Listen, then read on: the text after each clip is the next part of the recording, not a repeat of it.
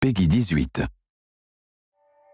The elite operators of the U.S. Special Operations community are tasked with only the most difficult and dangerous missions.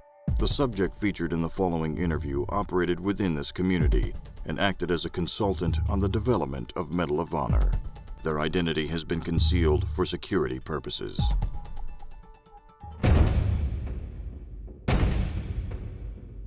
I had a teacher, in high school reading about history, and I remember telling her, because I was kind of a smart ass, and I told her, I don't want to read about somebody else. I want to make history. I want to do it.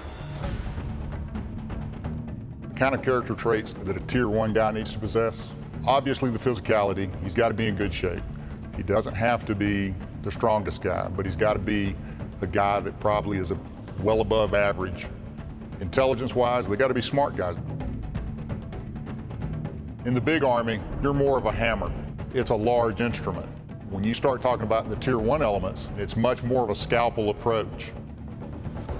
You're trying to do something very surgical. You're trying to do things with the most precise element that you can bring to bear.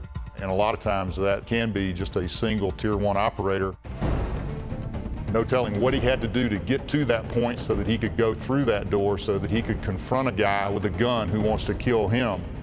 And he is going to try to, in a very surgical method, apply the very precise amount of damage to the bad guys without inflicting any damage on the hostages that may be in there. He's risking his life to save somebody else's life. He's doing it at great risk to not only himself, but his teammates. I would rather take a bullet myself than do something stupid that resulted in one of my buddies getting shot.